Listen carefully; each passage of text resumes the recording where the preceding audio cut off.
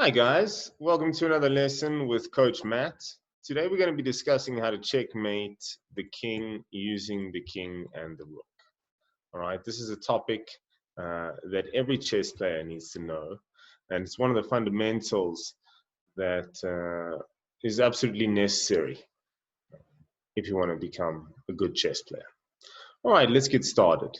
As always, our goal is to force the enemy king to one of the edges of the board.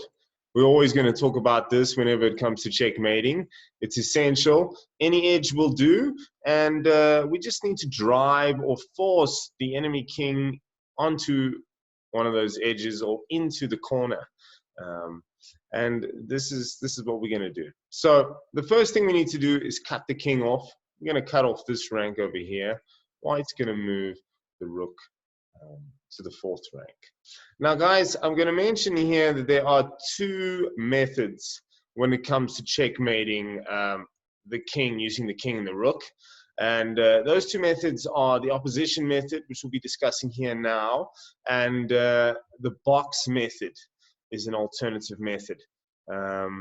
Opposition has a few additional benefits to it because it's a very useful term or theme that's quite a common feature in a lot of endgame positions. So we'll deal with that one first, and in a later video we'll address the box method, which, as I said, is an alternative method to checkmating the king.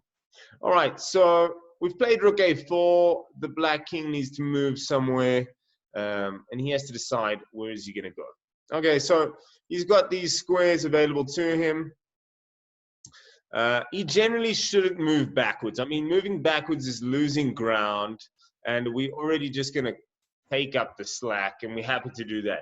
I mean, if he's going to move backwards here, then we're simply just going to cover the sixth rank again. And if he just keeps doing this, this is just a dream come true for us here. Then we've covered the seventh rank, and now this king is, he's really stuck, and he is sort of exiled to the eighth rank only. So he's just going to run around here while I bring my king in and find a way to just checkmate him. So king, let's just go king. As always, when the king moves close to one of your pieces, be very mindful of what he's doing. He wants to take your rook. That we won't have. King c8. King d6. All right, and this is the opposition method. So he wants to move, we want him rather, to move to king d8. And then we've got rook h8, delivering mate. If, let's say, he were to go king b8, he's running away from us as opposed to going where we want him to go. So we're just simply going to follow him here. King c8, king a8, king b6. He's forced. He's got no choice. He doesn't want to help us here, but he really doesn't have a choice. He's got to go to b8. And we simply just go a8, and that's mate. Just that simple. So again, we've got the king mated here. No available squares. No escape. Let's return. All right, so we're going to return to our starting position. We were here. So that was an example of them just making our lives incredibly easy and just moving back. Obviously, that is not useful. Remember, you might find yourself in this position as black from time to time, and it's important to try and put up as much of a fight as possible. I'm always talking to you guys and to my students in general about fighting spirit. And chess is a war game. It's the battle between two sides. So you need to have good fighting spirits, and you need to be willing to never give up, no matter how bad the position is. Okay, so here, don't make your opponent's life easy.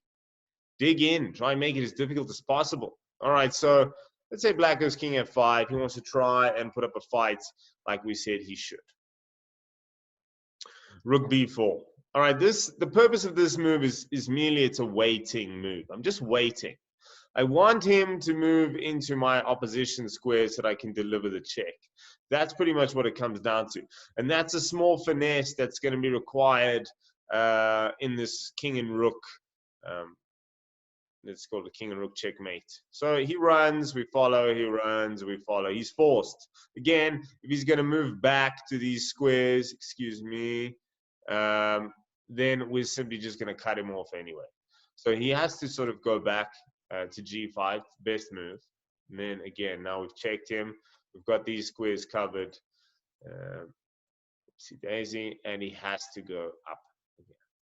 All right, king g4 would be a mistake, as we move into opposition, but then he moves out. We move into opposition, he moves out. And this is unproductive. Okay, so what we actually need to do in a situation like this is, just to go back here, we need to go straight to king f4, because we want them to move into opposition. This is a crucial difference. We want them moving into opposition.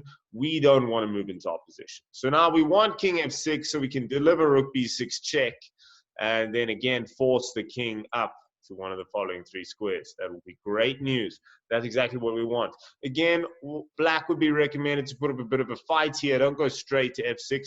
Go to h6.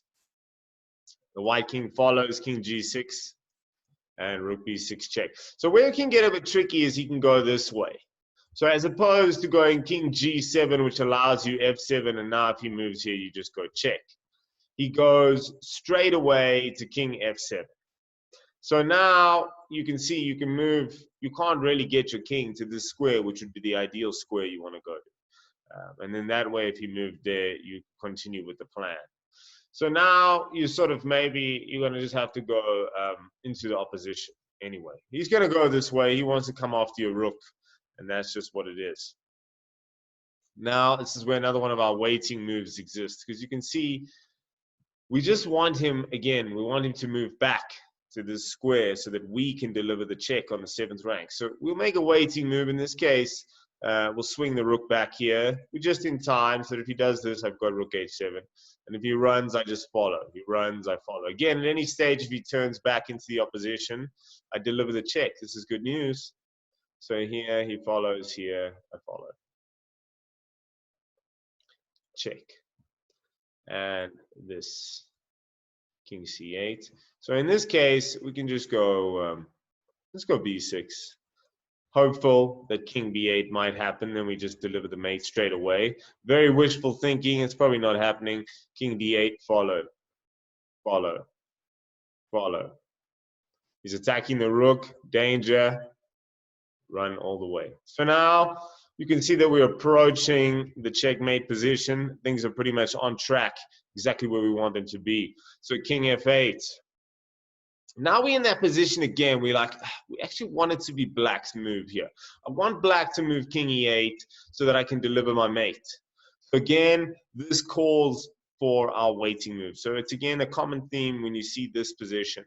Then you're like, okay, you realize that you need him to move into this opposition. So this is where the waiting move again comes in. Now if king e8, you deliver the mate straight away.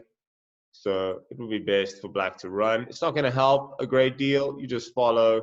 He runs, you follow, he runs, and you deliver the mate. Just that simple.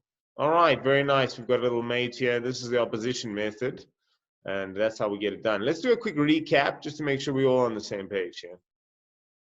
So first things first, cut the king off.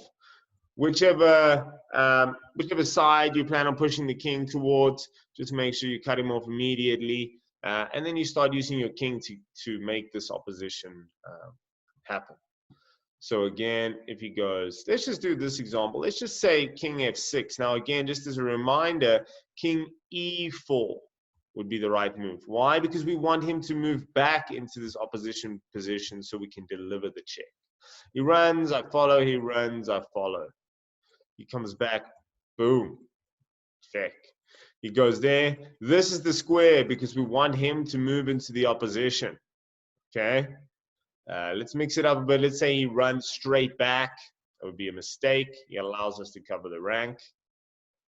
So he goes here. And again, it's maybe unnecessary to move into opposition. You can do it. I don't think it makes a big difference in this case.